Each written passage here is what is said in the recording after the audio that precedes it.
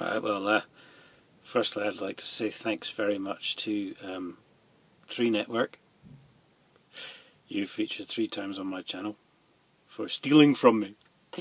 And you accidentally I say, loaded up my SIM card, contract SIM card for mobile data at the beginning of the month, and I've therefore had a nice free week of mobile data. Still, that'll put back some of the cost of what you stole from me. And I'm not very happy, guys, and I'm quite sure I'll see you in court. Anyway, that's run out now, so I shall upload this tomorrow when I get home.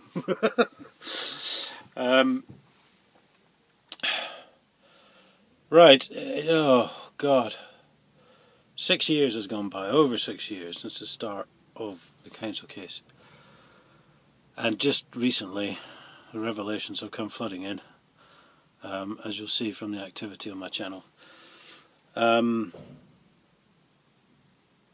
interesting point, when I first discovered that receipts were not being issued by the council for payments from traders, street traders, which is illegal, of course. If you go into a shop and ask for a receipt, they have to give you one, and actually they are supposed to offer you one. So the council were breaking the law there and then.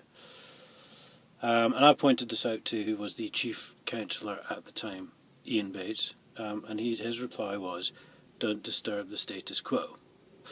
You'll catch a lot of this in my very first video, Very Corrupt Chief Constable. Naturally, of course, I assumed that he was talking about receipts for trading licences, but he wasn't, I don't think. I think now it's become quite clear he was talking about receipts, records, and thereof, basically of all payments made to the council, council tax, shop licences, bar licences, trading licences, you name it, fishing licences. I think it's probably commonplace that people do not receive receipts, and I'm about to explain why. Now, bear in mind, because what I'm about to say will probably sound absolutely lunatic. Some of you on my Facebook may have picked up on this. Bear in mind, there were 2 examples, for example, with trading licences. One was a trader, they said he hadn't paid, and he said, "Well, yes, I have." He said, "Here's the bank details, here's the cheque number," whatever it was. I think he paid by cheque. This was some years ago. This was over 10 years ago. And the council went, oh right, okay, we'll look into that. And it came out that for some reason it came up with the Welsh Water Board. Anyway, it was dismissed as a one-off, obviously. Probably, one of the only times it was ever checked in the history of 30 years, because the money kept going in, no one asked any questions. And another time a trader's cheque was cashed, and again, the bank records came out and all this, and they never got back to him. So it's safe to assume that either they couldn't find the money, or they didn't want another Welsh Water Board incident, or whatever. And these are just 2 of the examples we've had, of basically money going missing. That's the only thing you can say. Then we come across the fact that John Major, if you read all the political blurb, he was elected as Huntingdonshire's MP in 1979. Well, in 1979, Huntingdonshire didn't exist. It was Huntingdon District. There is a big difference there. Now, this is a guy they desperately want to keep in the party, so the next time your party, I don't really care if you vote, I don't care if you vote Tory, Labour, that's not what this is about, but the next time your party has a leadership contest, just bear in mind that this guy might have been selected to be leader 20 years previous, because Major had lost, in fact not won, because he wasn't in power at all. So Major had not won 2 elections in London in the 70s before they moved him up to Huntingdon in 79. Now, who in the hell, what organisation in the world takes a 2 times failure and boosts them up again for promotion, which is really what it is, because I've explained before in my videos that this whole council government thing, it's all a big promotion track. A lot of these guys from HDC who have left have now got nice cushy jobs in county council or in government. Or something. It's a job. It's not. They're not the slightest bit interested in the people. They're interested in their own promotion. So they take this guy who's failed twice and they boost him up for promotion again. Now, miraculously, mind you, of course, as soon as he gets in, and then he's into the sort of inner circle of the party, as it were, then he has a startlingly brilliant career in the Tories, and he's got this post, then he's in the cabinet, then oh look, he's fucking Prime Minister. Now seriously, doesn't make a lot of sense, does it? So just bear that in mind the next time you vote for a party leader, whoever it is you follow. Just think, well, actually, how long have they been on the list for to be the next leader or to be the next Prime Minister? David Cameron, I saw in a documentary, actually went for an interview with the Tory party after he had his little foray into advertising and whatever it was he did. Flumped the interview spectacularly because he's a bit of a muppet, and apparently then a phone call came from Buckingham Palace saying he must have a job. So just bear that in mind, guys. Anyway, so moving on. So we've had the missing money, and there are examples of that. We've had the thing that John Major was elected to a shire that didn't exist. And actually, the next point is, it still doesn't exist. Because yes, Huntingdonshire is a word.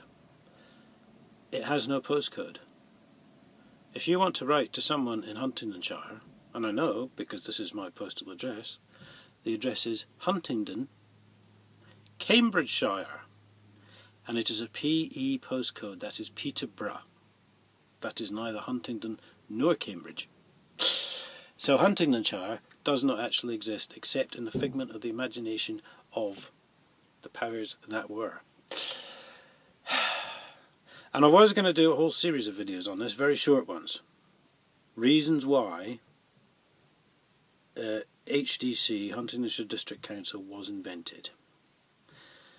But really, when you consider their track record on finances, the fact that one of their senior revenue officers said that when the bailiffs were coming around my house for the council tax, they were called off because I threatened them, and it then later became apparent in court that they were called off because they'd actually broken the law. So one of their senior revenue managers, Ian Sims, hi Ian, nice to mention your name again, how you doing, is a liar. What have they ever actually told the truth about, and where the hell has all this money gone? So I can only come down to one realistic conclusion, really. Huntingdonshire District Council is in fact some sort of money laundering service for the Tories. And I can't explain it any other way. I mean, trading licences, and we had a media blackout on this. As soon as it came out, as soon as I asked the question, it was a media blackout. And we could never understand. There's what, $5,000 a year going in some council officer's pocket. Why is there a media blackout on that? You get stories about that in the Sun every day. Or like that, you know. But yes, this basically explains the police protection, especially because of Major's involvement. Because if it wasn't initially set up as a money laundering thing, it certainly is now. It explains the fact that they can't find 30 years of money in their accounts. And let's face it, we've only asked about the trading licences. Nothing else. And if they've done this, they've done it with other stuff, haven't they?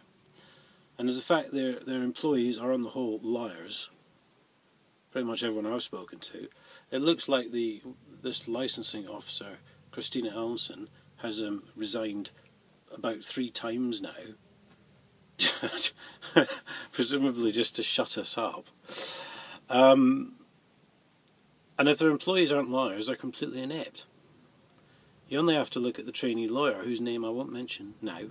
I'm sure you can pick it up on previous videos, but I wouldn't want to spoil her career chances, who filed for some of the trading licence money and then resigned because she knew fine well it was illegal and she didn't want that on her record. Anyway, so you know, look at this whichever way you will, guys. I'm putting it out there. HDC is basically laundering money into the Tory party's pockets. It's slush fund or whatever you want to call it, I don't know. And I'm putting that out there, and I'm saying that David Cameron is a thief and a liar because he knows all about this. Because of course Jonathan Ginogly, MP, was demoted because of this. So there you have it, guys. I'll be expecting some sort of call from you, Dave.